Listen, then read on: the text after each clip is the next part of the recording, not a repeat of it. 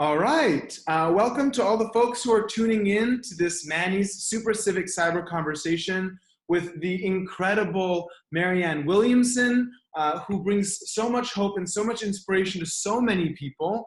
Real quick, just a little bit of information about what this is all about. Manny's is a physical civic gathering space. We host programming to engage the public in politics and social justice. And Marianne Williamson, we honored us with her presence when she was running for president, and we have asked her, and she's been kind enough to agree to take some time to speak to us about what's going on in the world. If you have questions for Marianne Williamson, you can start typing them into the Q&A box right now, and we'll be getting to Q&A in about 20-25 minutes or so. But before we can, and you can tag us at Welcome to Manny's, and that's it. Marianne, hi. Hi, Manny. How are you? I'm not gonna ask how you doing because, of course, that question is so loaded right now. But I just want to say thank you for your time. Okay, so our conversation is entitled "Finding Hope During Crisis and Paving a New Path Forward." And what better person to discuss this with than you? So my first question to you, Marianne, is finding hope. Where should people be looking for hope right now? This pandemic will end. Hopefully, it will end much sooner rather than later, but it will end. Now, the issue of its ending, however, the specter of the coronavirus will be with us for the rest of our lives. We won't know when it ends. Does this mean that it will be back next year, that there will be a regular coronavirus season? So it will call upon us, it does call upon us, to imagine the world we want at the end of the pandemic, which includes the world that would be prepared for this should it ever occur again. That's where we will find our hope. We find our hope in the fact that we as human beings have the capacity within ourselves to be reverent, to be responsible, to be mature in a way that obviously as a species we were not, or this could never have gotten hold of us the way it has. I think particularly as Americans, we have to recognize that we were left vulnerable to this in ways that we absolutely should not have been. Mm-hmm. So many of us who were chronically disengaged from the political process and were not bearing witness and doing whatever we could to effectuate and to interrupt the pattern by which there was such a diminished investment in public concerns. These are the kinds of things that left us vulnerable. So the hope is in ourselves. Yeah. Now, to say the hope is in God and to say the hope is in ourselves really means the same thing because God is the love within us. So hope lies in the fact that if we love each other enough through this, which we are doing, I mean, the sacrifice and the risk that you see in doctors and medical personnel and people who are making masks and making equipment and delivering things and garbage people. I mean, you do see Americans at our best. You see humanity at its best. Yeah. But you also see that the very fact that this happened the way it has happened in many ways has been a result of people at their worst. So we're at a crossroads, and hope lies in realizing that we are at cause here. We are at choice here, and the choice is ours to make. So tell me about, you did this amazing mass meditation, I think it was yesterday, where you gave people a meditation to allow us to be in our bodies right now. And you started the meditation by talking about how, of course, it is so important for us to be following the most up-to-date medical guidelines, but also that there is this integrative approach to health that's not just about the body, but it's the body, the mind, and the soul, of course, which is something you've been talking about for a long time. Can you tell me a little bit about that and how we can utilize those tools right now to help us get through this? Think about a war. You have the Army, and you have the Navy, and you have the Air Force, body, mind, and spirit. So the doctors and the scientists are the ground troops. They're the Army. The people who are doing the intellectual heavy lifting, those of us, and by the way, many people are 1 or 2 or 3, right? Right. The Navy is those going underneath the surface, going under the water. And that's the heavy lifting that all of us have to do as citizens. What happened? What kind of an economic, political, and social system do we have that we were skating on such thin ice Mm-hmm. that we were so unprepared for this, which also takes us even deeper to a realization that I talked about when I was at your place during my campaign. Right. This is not the only area where we are skating on thin ice. It could have been a nuclear disaster, Manny. It could have been a weather disaster, Yeah. because we have been living this way in various areas for a very long time. Yeah. Not responsible to people, not responsible to animals, responsible to planet in ways that we need to be in order to guarantee our safety during a rough period. That's the Navy. And then the Air Force is the meditation and the prayer and the forces of the sky, the template of an integrative, holistic approach to healing is the same imprint, whether it has to do with healing the body or healing a civilization. We need all three. I don't know about you, but so you know that I'm a religious person myself, and I was born Jewish, and that's the faith that I'm ascribed to. And this morning, and maybe this is too, maybe this is too vulnerable to say in such a public forum, but I pray every morning, and this morning I was just overcome, and I started crying, which, I have a strong faith, but I'm not typically, crying in the morning during my morning prayer, but there is something about this where I feel a godly presence in and around me and in and around the situations I find myself in more than I did before. And I guess I just want to ask you, like, are you feeling the same way? Do you think that's coming from somewhere, or why am I crying during my morning prayers? Well, there's the religious aspect to that and the non-religious aspect to that.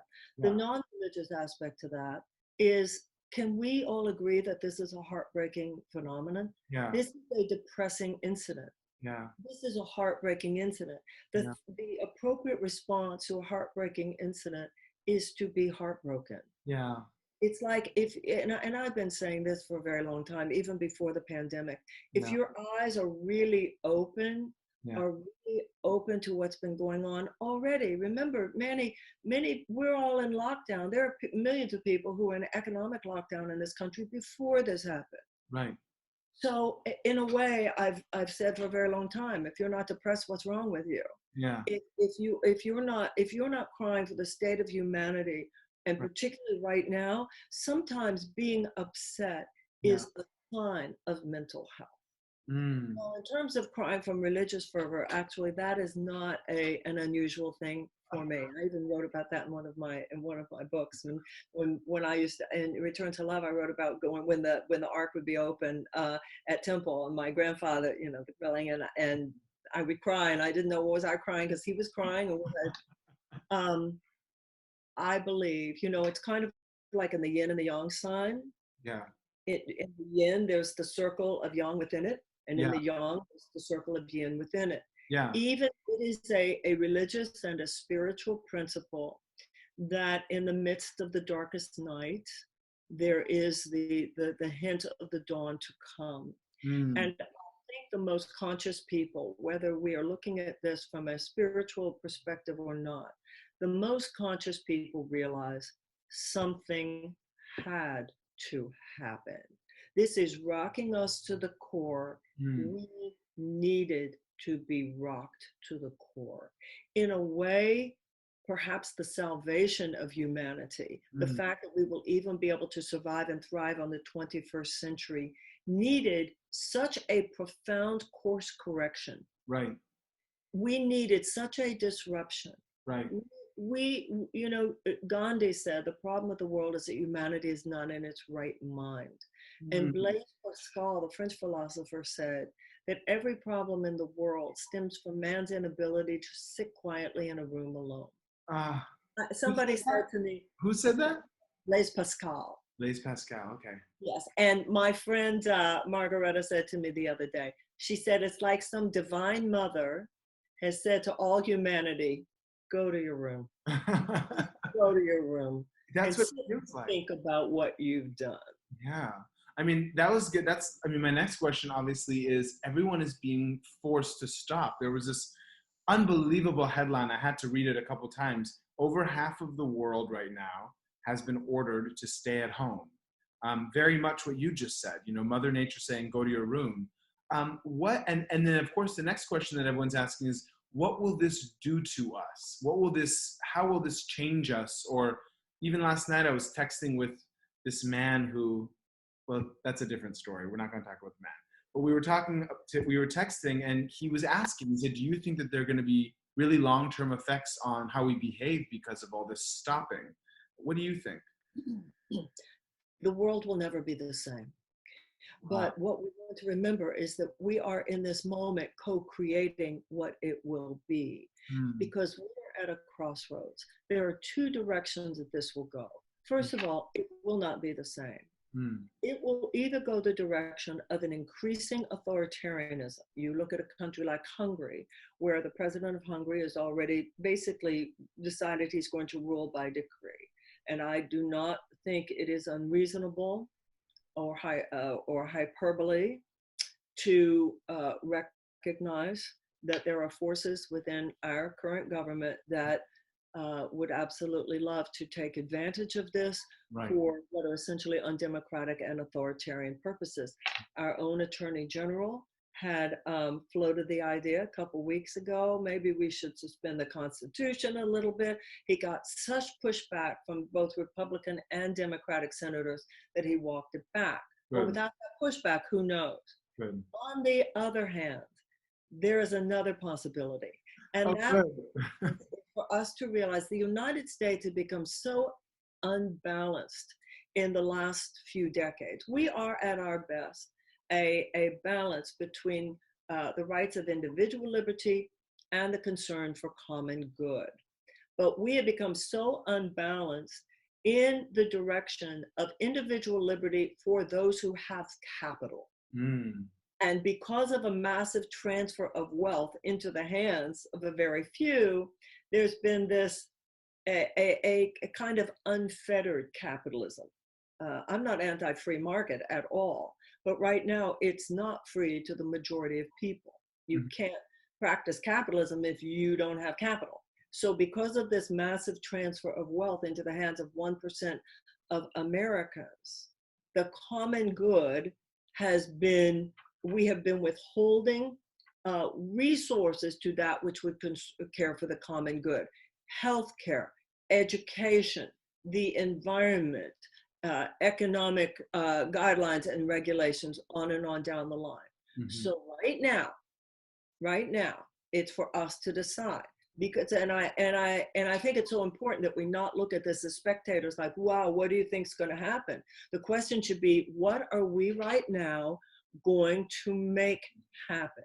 That's why conversations like this are important, because I assure you, Manny, people who do not wish us well are already talking about what they're going to do. They've already rammed through the Keystone Pipeline. They're taking advantage of this time. We need to be taking advantage of this time also, thinking deeply about what has happened, thinking deeply about what we want to happen so that we can hit the ground running as soon as we can leave the house, become very active and recreate this country and recreate the world.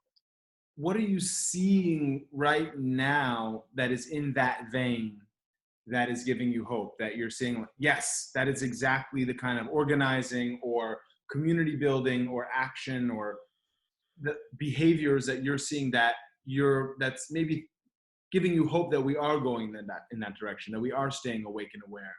Well, it's not about that. I mean, the ideas for what would create a sustainable and thrivable 21st century are already out there. They have been already out there. You're talking to me from San Francisco. I mean, walk down the street. That's not the problem. The problem is that political power has not been in the hands of those with the most enlightened ideas, because the most enlightened social, political, and economic ideas do not create short-term profit for the huge multinational corporate entities that have undue influence over our government. They are the ideas which would ultimately create a lot more economic abundance and for everybody, but not immediately. Got it. So you might have a hip and happening progressive government in San Francisco, Right. but we're talking about the whole country. So what we need is for people to be more and more aware of the forces of of of obstruction Mm. to the ideas that would truly allow humanity a sustainable future.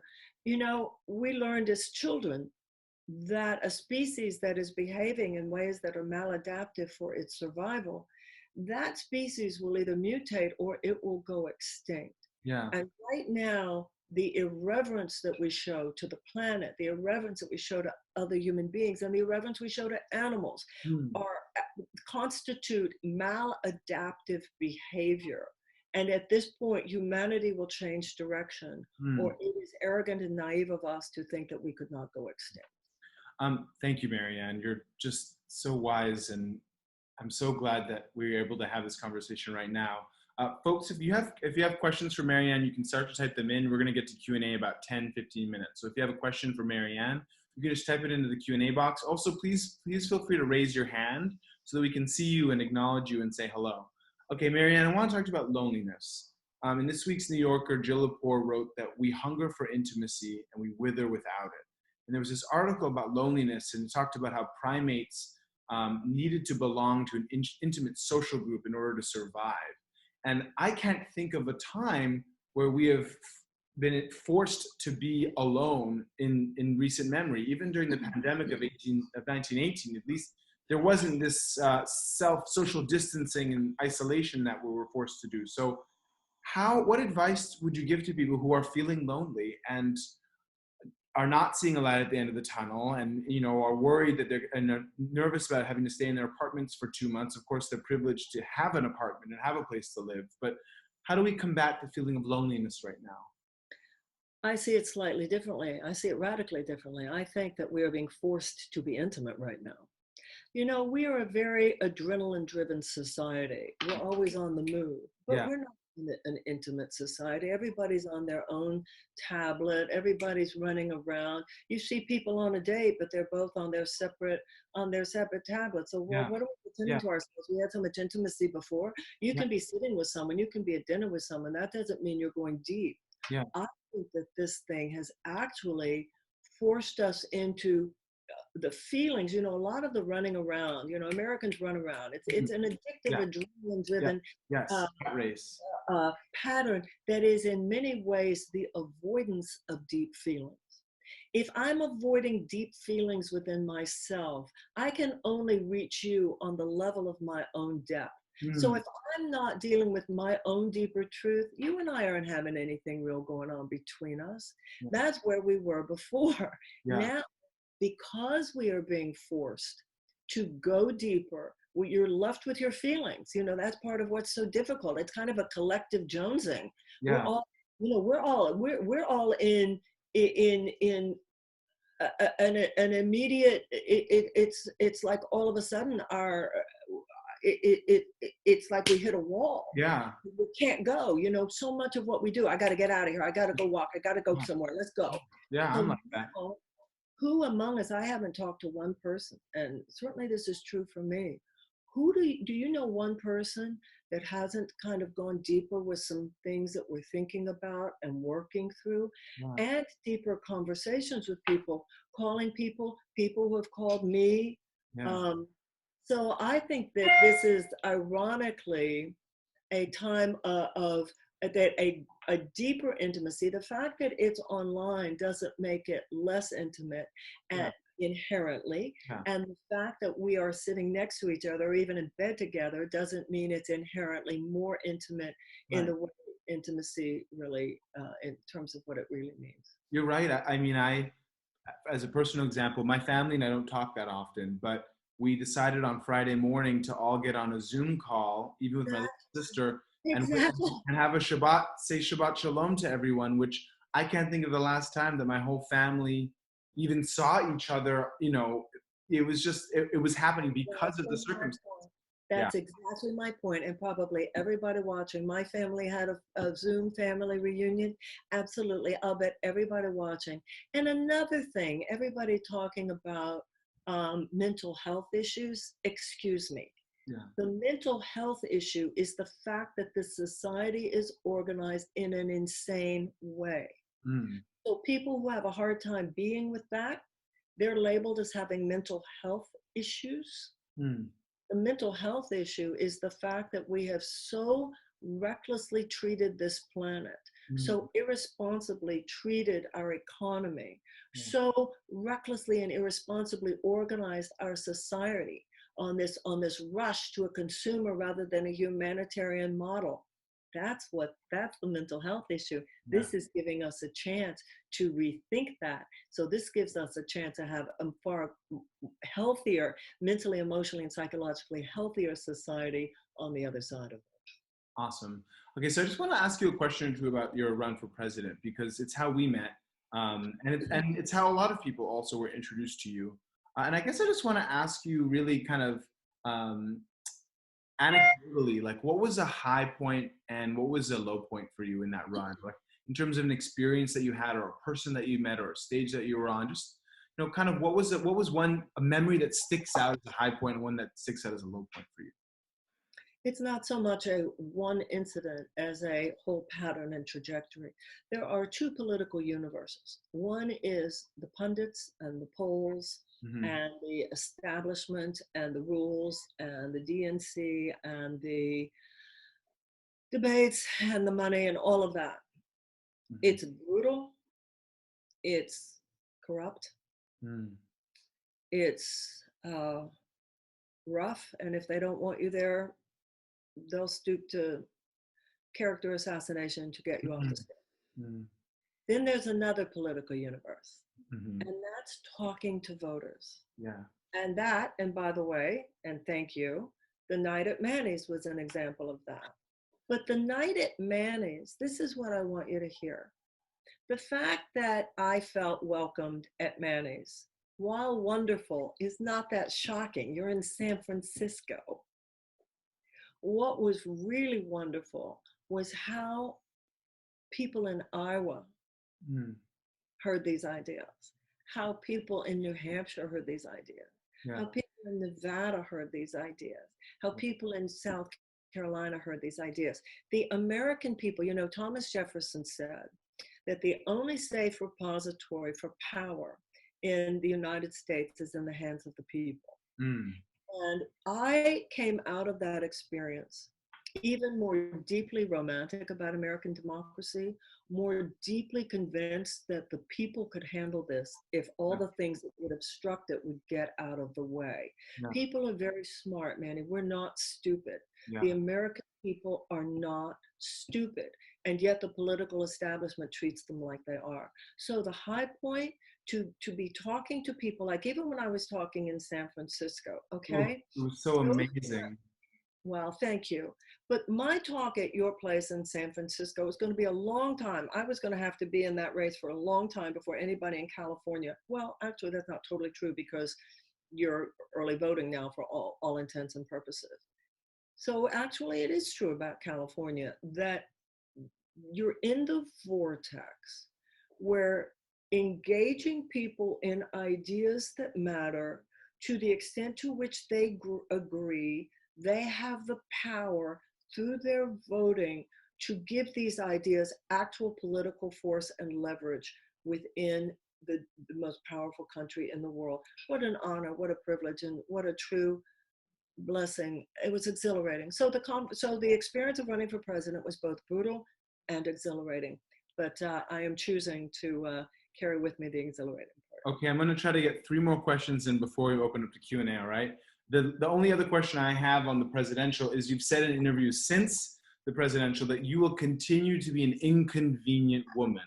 And by the way, I just love that. I'm like, yes, yes, yes, Marianne, yes, be an inconvenient woman.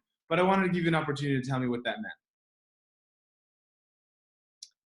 meant. There are establishment forces in this country, which are part of, you know, we have a corporate aristocracy in this country. And the corporate aristocracy is health insurance companies, big pharmaceutical companies, gun manufacturers, food companies, agribusiness, oil and gas, defense contractors, etc. And it's kind of it's no different. It's no different than the landed gentry aristocracy that we repudiated in 1776. Yeah. Now, the worst part of this is that because of the undue influence that is allowed monetarily, Yeah. because of Citizens United, these forces are able to and have, for all intents and purposes, turned our political system into their handmaiden. Mm. So even establishment political forces are part of this corporate elite because that's who they work for. Certainly far, far, far, far, far, far worse in one party than the other. Right. But one party is bought into that hook, line, and sinker and is unabashed about it. The other party is really upset about the suffering that it causes and wants to do everything it can on the periphery to ameliorate the suffering, but too many people within that party will not address the underlying forces that make all that suffering inevitable. Mm. And that's what you see with the way that the forces, those corporate forces within the Democratic Party want to get rid of real progressives, want to get rid of people like me who are inconvenient. Now, I want to be careful in saying that because I am definitely a vote blue no matter who. Right. I want to make that clear. This is not a reason to not vote for the Democrat in 2020 because Donald Trump is a menace to our democracy. Yeah. So we have to put first things first. Yeah. But we have a definite throttling of certain voices which constitute the aspirations and yearnings of millions and millions and millions of people in this country. And I recognize that it is inconvenient for me to say this, but if we don't name it, how will we be able to deal with it? So right. I do say that with the caveat to make sure that no one misunderstands. That is not a reason not to vote in 2020, and it's certainly not a reason to not vote blue. But also certainly something that will make our party that much stronger and better, in the long run. They're really good. Look what they did last time, and they're doing it this time. And yeah. Okay. But we have to get through this election, and then on the other side of this, there will be much to talk about and much to do. So I want to just ask one or two more questions and then get to the audience. So if you do have questions, now's the time to type it in for Marianne. Marianne, during the AIDS epidemic, you were often at the bedside of the dying. This was something that you did, and it's a lot of courage. And what do you want to say to the folks who are dying alone in hospital beds all over the world right now? Well, that's part of what makes this so awful, because many people during the AIDS crisis did not die alone. And I have a friend at a very large hospital, and she was the transgender liaison at this hospital. And her job has now changed. And she is now the person who stands in front of the hospital and has to tell people that, no, you cannot go be with your loved one in their dying hours. And she said that until a week or so ago, she had a list with one name who could come in. Now they're not letting anyone. So I think it's not about what we say to, and you read incredible stories. As a matter of fact, after this call, I'm having a meeting with the CEO of that hospital about praying with the doctors and the nurses, et cetera. So you read stories about doctors and nurses who are praying with them, et cetera. But it's for the people on the outside, people who we've seen stories, they put up the phone and let me say something.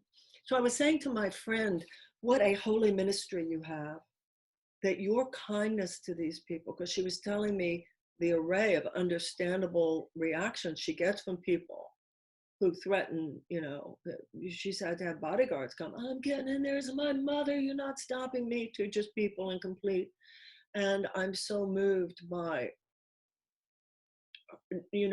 she's a perfect person to be playing that part too, because I know that her kindness is so huge, and I know the kindness she is showing to people.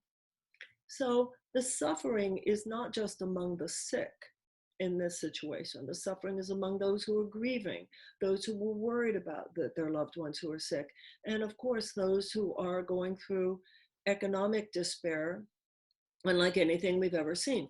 The bailout that has been passed by Congress, which is now on recess, I can't even wrap my head around that.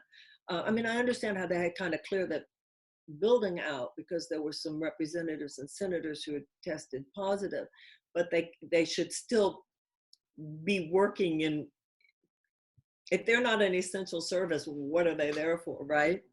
But my point is that the bailout that was already passed, even though it gives $500 billion to corporate entities, it gives $100 billion to hospitals, and to individuals, this $1,200 one-time payout.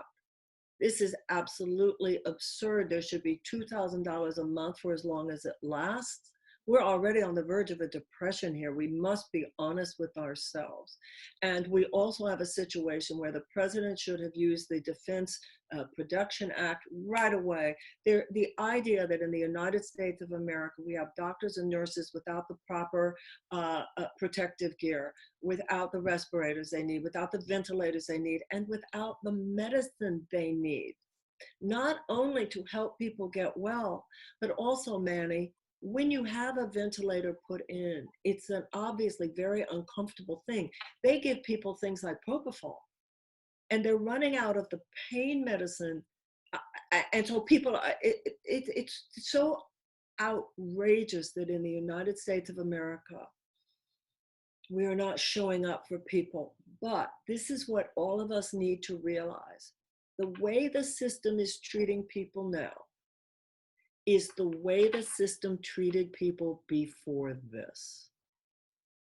This is that they're just doing what that system does. We're going through a situation right now, which is very similar to the scene in the Titanic, when the people from the upper class came downstairs and locked in the people in steerage so that they could have the lifeboats. And so only our being active, only our being awake, only our talking about it. And you know, like I said to you before, when Barr said maybe we'll suspend some constitutional rights, and both Republican and senators said, I think it was a Republican senator from Utah said, over my dead body. So no matter who your Congress people are, I mean, most of you people, I assume, are in San Francisco, but you know, regardless, Republican, Democrats, you make your feelings clear. Say, we want those student debts canceled right now. We must have a healthcare system on the other side of this that can handle this. Whether it's Medicare for all, I have shifted to Medicare for all because I don't see how we can handle what's coming in the future without it. We must have the kinds of situations that are embedded that will not only do the public investment that will help people thrive, but also make the public investments to protect us at such moments like this. Thank you, Marianne. Thank you very much for that touching. So Whitney Walker asks, and she adores you and appreciates you endlessly. You know, there are a lot of things coming to balance during this time: reduce pollution, decrease consumerism, increase connection to our communities, which you've talked about here and before. How do we as individuals keep everything from going back exactly as it was before, rather using this as an opportunity for a true change in course for our species and our world? Be very involved right now. I know I, on my own social media pages, and many other people read, you know, this is what a lot of people are doing right now. Everybody's on the internet. Read about the environmental policies that should be in place. Read about the educational policies that should be in place. Read about what it will take to create the kind of balanced society that she refers to. So, like I said before, we have to hit the ground running as soon as we're all back on the streets, right? And and more than anything else, at this point, we do have an election in 2020. Support the progressive candidates who give us the greatest opportunity of paving the way to a better future. Rose asks, what are your thoughts on what this crisis has revealed about our education system? She's in the international development and global education space And in her circle, there are talks about the importance of online learning. How can we retain the human aspect in the future of work and learning? Well, you know, education is one of those areas where enlightened processes, enlightened ideas are certainly out there, enlightened practices. But this is true in every area in the United States and around the world. We Mhm. have the people with the ideas for how to do it differently in the 21st century. In education, as in every other area. The problem in our country is that we fund the problem creators. We don't fund the problem solvers. Right. Because in education, as in so many areas, doing a more enlightened path does not make that short-term corporate profit, Right. right? Right. Now, and that should begin with removing the college loan debt, and it should begin with ensuring in our country that every American has access to higher education, and even if they don't want a liberal arts higher education, some kind of mentorship program, technical school, or whatever it would, that would allow them to manifest and actualize the God-given potential that is within us all. That's the purpose of education. It's a tool to help us actualize all the dreams that we have. Hmm. I'm getting a lot of questions, Marianne, about your endorsement of Bernie Sanders, and also folks who are Bernie Sanders supporters that either, want to hear a hope from you that his candidacy is still alive, or, if really now it's Joe Biden's turn, how can we unify as a party behind Joe Biden? So I wanted to give you just a time to talk about that. Well, I did see today, thank goodness, the governor of Wisconsin, after a lot of pressure, once again, this is why it's important to be out there, to sign the petitions, to make noise online, etc. The Right. governor of Wisconsin has delayed the primary that was supposed to take place Yeah. tomorrow. Yeah. Bernie has a very thin road, but it is a possibility. Of course, it is up to Bernie what he is going to do. Right.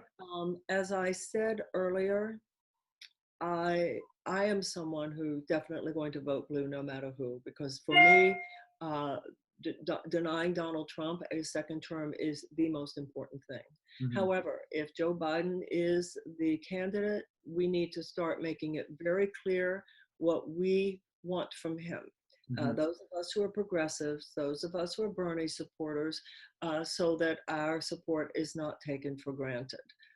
For me, that would begin with a new head of the DNC. Eliza Haverstock wants to know, what can we do when feelings of helplessness seem overwhelming?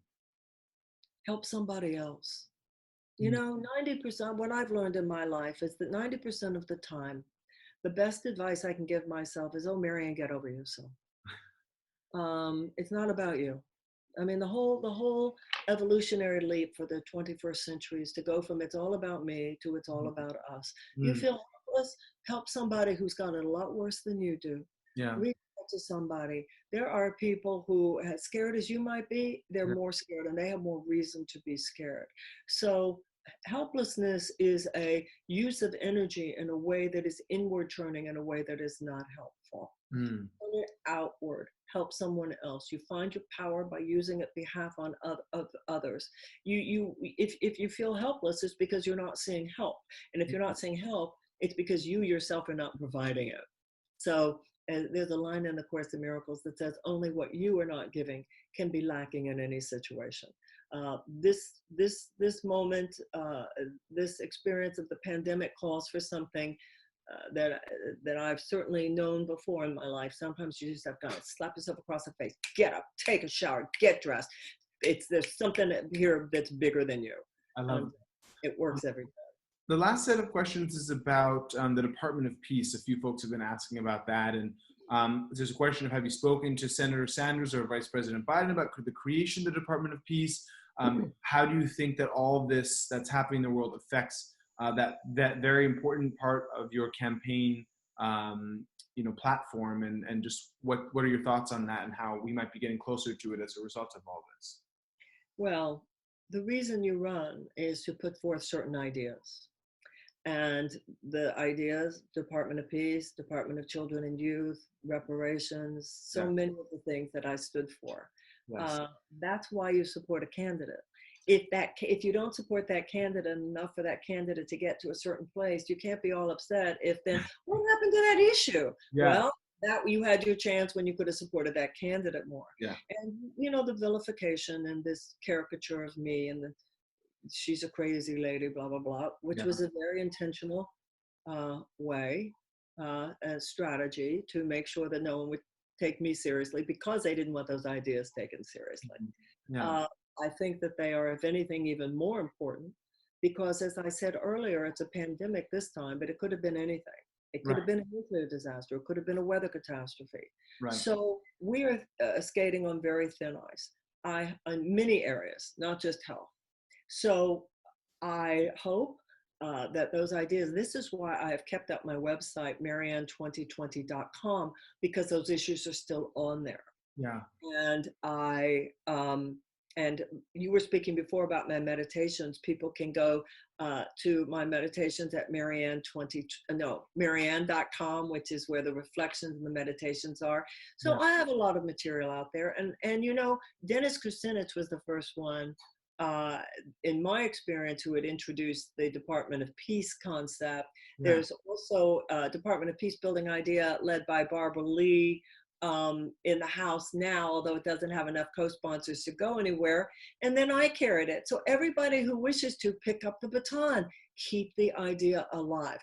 Talk to your political leaders and candidates about it. It's up to each and every one of us to make some noise. Wow. Marianne, I want to just give you the final word. Is there anything else you'd like to say to all the folks who are listening in and that will be listening in the future? Is there a final word that you'd like to leave them with? Thank you. Well, first of all, I want to thank you, and I want to tell you what an honor it was to be here with you, Maddie. The conversations that you're holding, this is where this is what matters. Werner Erhard once said, you can live your life one of two ways. You can live your life out of the circumstances, or you can live your life out of a vision. We know what the circumstances are, but in the midst of these circumstances, we can re-envision this country. We can re-envision how we will do things, that we will be far more reverent, far more responsible, economically, socially, intellectually, politically. And the only thing that could ever make that happen is the people ourselves. And nobody gets to say, well, I hope they do it. Not at a time like this. If you have a social media platform, you have a voice, you have a computer, be out there, participate, and we can still yet have a miracle. Thank you, Marianne. All the folks who've tuned in, if you go to the Q&A box and you go to Answered, there's a little link in there with a welcome, and also there's a link that I'll put up on my screen as well right now. It's joinit.org/o/Manny's. And if you'd like to support Manny's and help us during this time, we have been closed and shut down. We're offering this program for free to the community as a service. But if you'd like to become a sponsor of Manny's, you can go to joinit.org/o/Manny's and support my small business. It's joinit.org/o/Manny's. And I would really appreciate it. We really do need your help to make it through this time. I'm gonna take that off now, but it's in the Q&A section in the Answered.